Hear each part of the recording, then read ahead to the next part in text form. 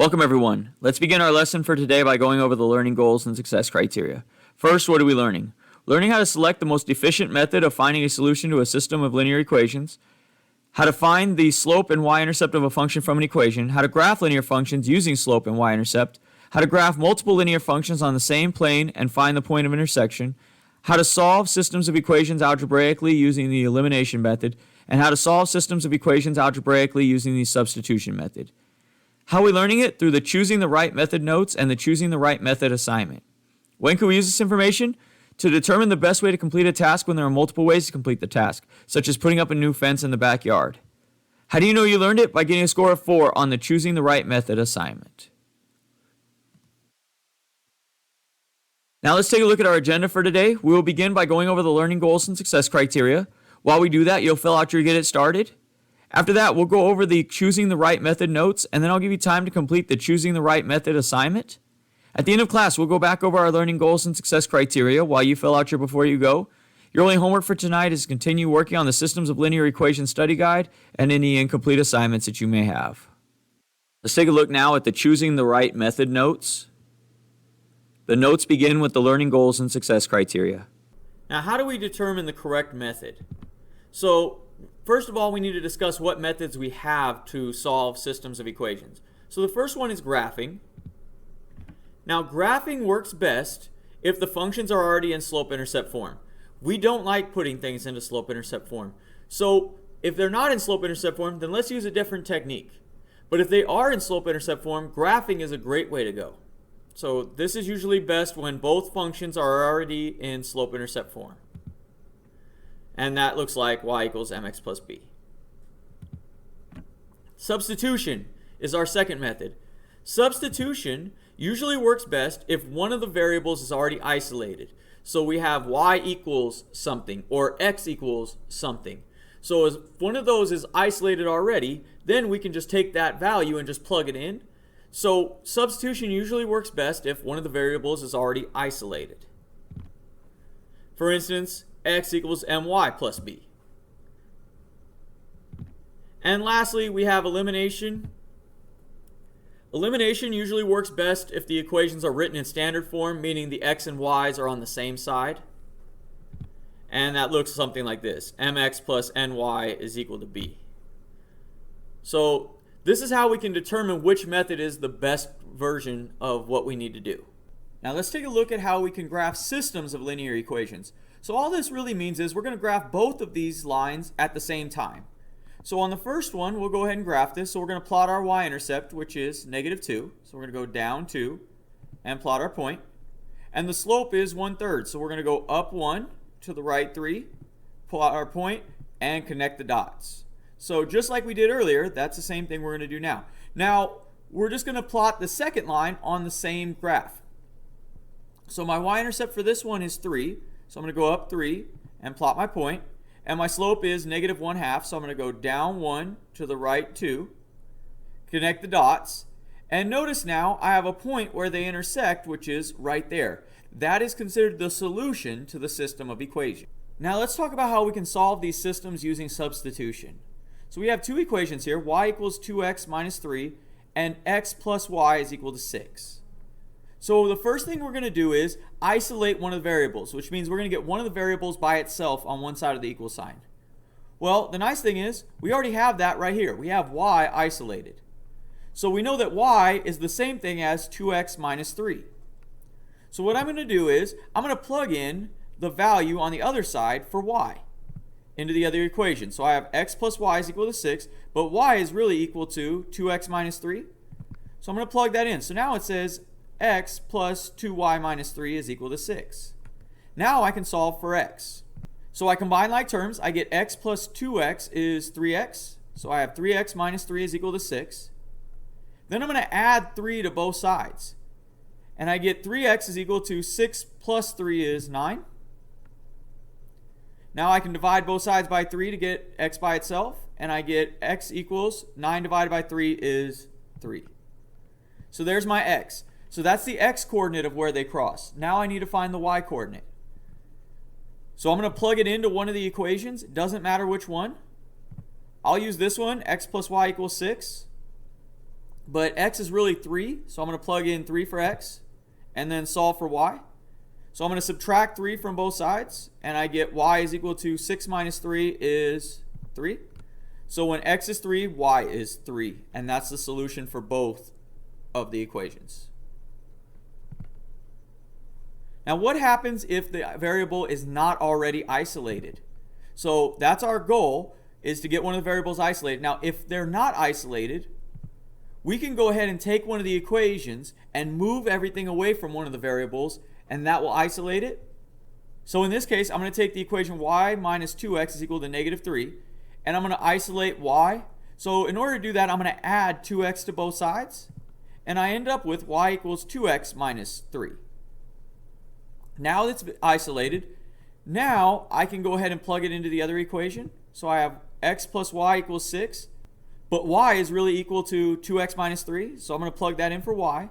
So now it says x plus 2x minus 3 is equal to 6. Now I can go ahead and solve. So I'm going to combine like terms. So x plus 2x is 3x. So I get 3x minus 3 is equal to 6. I'm going to add 3 to both sides to get rid of this. So I get 3x is equal to 6 plus 3 is 9. Now I'm going to divide both sides by 3 to get rid of this 3. And I get 9 divided by 3 is 3. So x equals 3. Then I plug it into the other equation and solve. So I'm going to pick either equation, doesn't matter which one. I'll pick this one. And I'm going to plug 3 in for x. So I get 3 plus y is equal to 6. Subtract 3 from both sides to get y by itself. And I get 6 minus 3 is 3. So x is 3 and y is 3. Now let's talk about how we can solve this without having to graph. So if we're given something like this, 3x minus 2y is equal to 24 and 3x plus 2y is equal to 12, we're going to go ahead and solve this using what we call elimination. So here are the steps. First step is we're going to check for opposite x values or y values. Now opposites mean they have the same integer but with opposite signs. So for instance, we have a positive 3 and a positive 3. Those are not opposites. We have a negative 2 and a positive 2. Those are opposites. So these two represent opposites. So if we have opposite x or y values, we're going to go ahead and add the equations together. So we're going to add the entire equation. So we'll add these up. So we add 3x plus 3x and we get 6x. Negative 2y and 2y is equal to 0, right? So that's the elimination part. We eliminated the y's. And then 12 plus 24 is 36. So we end up with 3x is equal to 36. Now we're going to solve for x. So 6 is being multiplied by x, so I undo it by dividing. So we divide both sides by 6, and we get x is equal to 36 divided by 6 is 6. So that's x. Now we know the x coordinate of where they cross, but now we need to get the y coordinate. So we're going to plug 6 in for x into one of the two equations. It doesn't matter which equation you pick, as long as you plug in x as being 6. So we'll go ahead and pick this one. We'll pick the first one. And we're going to plug 6 in where x is. So instead of being 3x minus 2y is equal to 24, it's going to be 3 times 6 minus 2y is equal to 24. So 3 times 6 is 18. So we get 18 minus 2y is equal to 24. We need to get rid of this 18. So we're going to subtract 18 to get rid of that. And we're left with negative 2y is equal to 24 minus 18 is 6. We'll divide both sides by negative 2, and we get y is equal to negative 3. Now let's take a look at another example. So we're going to check for opposite x values or y values. So we have a positive 1 and a negative 2. Well, they have opposite signs but not opposite values. We have a negative 1 and a negative 1. So again, we don't have opposite values. So if we don't have opposite values, we're in trouble. So what we need to do is we need to create opposite values. We need to multiply either one or both of the equations by some number to get opposite values. So in this case, the easiest looks like it might be the y's, because we could just multiply one of these by a negative 1, and that gives us a positive y and a negative y. But we could also do the x's. We could multiply this whole thing by 2. That gives us a positive 2x and a negative 2x. But we're going to go ahead and do the top one by negative 1. If we multiply the top one by -1, we get positive y and negative y. Now, here's the deal. Anytime we multiply this, we have to multiply everything. So that's the x's, the y's, and the constants. Everything's got to get multiplied. So when we do that, we get -1 times x is negative x. -1 times negative y is positive y. And -1 times 11 is negative 11. So what we're left with now is negative x plus y is equal to negative 11. And the bottom one didn't change. So now, notice we have opposite x and y values. So now we just follow the steps we did previously. So then we're going to add the equations together. And we get negative x and negative 2x is negative 3x. These cancel out. And we get negative 11 plus negative 19 is negative 30. So we have negative 3x is equal to negative 30. Now we just solve. So we divide both sides by negative 3. And we get x is equal to negative 30 divided by negative 3 is positive 10. So there's our x value. Now we're going to plug that in to one of the equations and solve for the y value. So I'm going to go ahead and use my new equation. I can use the new equation or any of the two that I started with. I'm going to just use the new equation. That's fine. So I'm going to plug 10 in for x. So this is negative 10 plus y is equal to negative 11. I add 10 to both sides to get y by itself. And I get y is equal to negative 11 plus 10 is negative 1. So y is negative 1 and x is 10. Let's look at another example. We have 5x plus y is equal to 9 and 10x minus 7y is equal to negative 18. So again, check for opposites. Well, 5 and 10 are not opposites and 1 and negative 7 are not opposites. So I need to create opposites. So I could multiply this one here by negative 2. That would give me negative 10x and 10x. Or I could multiply it by 7, and that would give me 7y and negative 7y. I usually want to multiply by the smaller number because it keeps everything a little easier to manage. But it doesn't matter either way. This time I'm going to multiply by negative 2. So I get negative 2 times 5x is negative 10x. Negative 2 times y is negative 2y. And negative 2 times 9 is negative 18. So now I have negative 10x minus 2y is equal to negative 18. And the bottom one just drops down. So I have 10x minus 7y is equal to negative 18. And now I have opposite x values. So I can go ahead and add the equations. These will cancel out. I'm left with negative 2y plus negative 7y is negative 9y. And negative 18 plus negative 18 is negative 36. So now I just need to solve for the variable. So I'm going to divide both sides by negative 9. And I get y is equal to negative 36 divided by negative 9 is positive 4. So that's my y value. Now I need to plug it into one of the equations to solve for the x value. So I'll use 5x plus y is equal to 9. And I'm going to plug 4 in for y. So now this says 5x plus 4 is equal to 9. Well, now I need to solve for x. So I'm going to subtract 4 from both sides. And I get 5x is equal to 9 minus 4 is 5. Divide both sides by 5. And I get x is equal to 1. Now let's take a look at another example. This time, though, we're going to notice something's a little different than the last one. So it says 5x plus 4y is equal to negative 30, and 3x minus 9y is equal to negative 18. So we begin, like always, by checking for opposite x values or y values. So 5 and 3 are not opposites, and 4 and 9 are not opposites. So we're going to have to create opposite x or y values by multiplying. Now on all the previous ones, one of the coefficients was a factor of one of the other coefficients. So we were able to just multiply one of the equations. Now what we should notice though is I can't multiply 3 by anything to get 5. And I can't multiply 4 by anything to get 9. So I'm actually going to have to multiply both of the equations now. So I can pick either the x values or y values. Now the y values are going to get really large if I start multiplying by 9. So I'm going to use my x values. And I'm going to multiply the top one by negative 3. That'll give me negative 15. And the bottom one by 5, which gives me positive 15. So now we have a negative 15x and a positive 15x. And then we're going to multiply that times everything here. So negative 3 times 5x and negative 3 times 4y and negative 3 times negative 30. And then I'm going to do the same thing on the bottom. So 5 times 3x and 5 times negative 9y and 5 times negative 18. And when I do that, I end up with negative 15x minus 12y is equal to 90, and 15x minus 45y is equal to negative 90.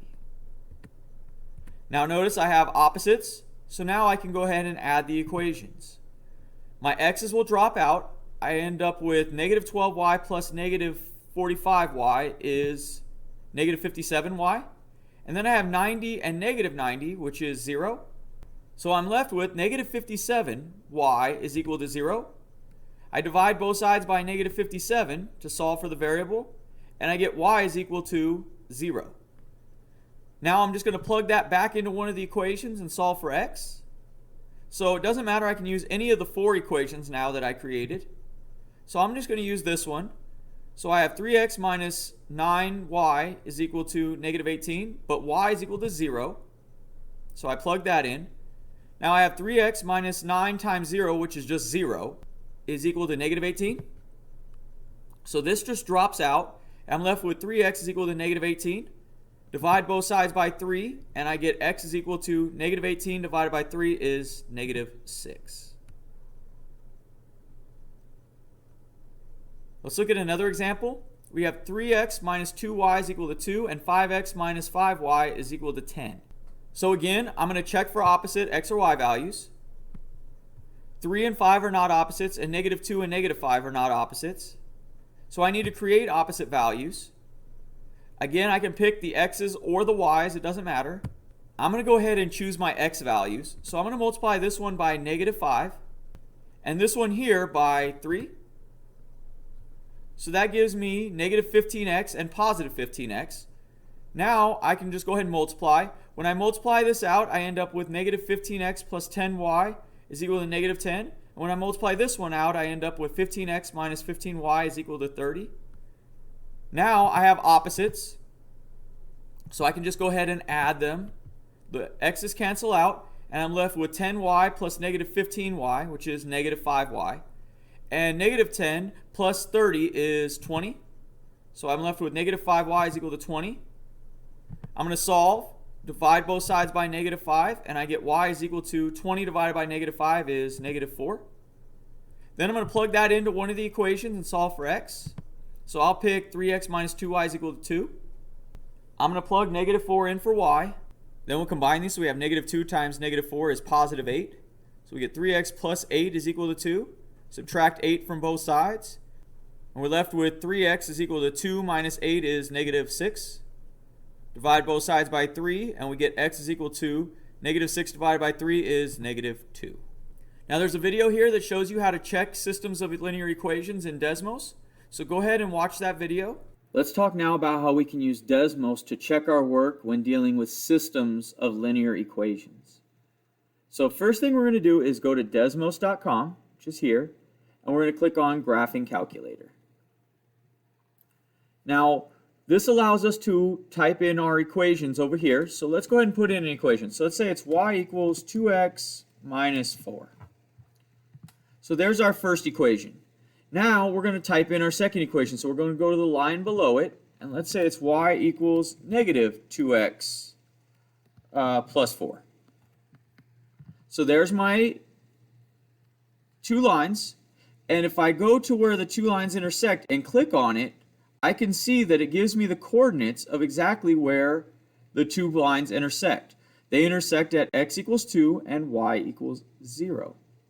So this would be the solution to my system of equations. And I can do this by inputting any two equations and then going to the point of intersection and clicking on it.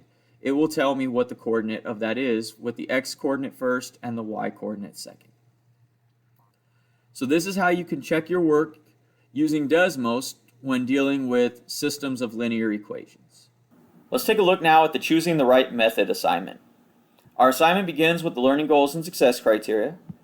If we scroll down, we're going to answer a few questions. The first one says, decide which method matches best with the type of system of equations. So it says systems of equations written in standard form. Well, remember, standard form has the x and the y on the same side. So that's typically best with elimination. So we'll go ahead and mark that one. The next one says systems that have one equation with an isolated variable. So we already have an isolated variable. Well, substitution is typically the best for that one. And then systems written in slope-intercept form. Well, those are easy to graph, so graphing would be the best solution. So we'll continue to answer each of the questions until we get to the end. Once we get to the end, we'll click Next. This will take you to your Before You Go. Go ahead and fill out your Before You Go and then submit your work on Google Classroom.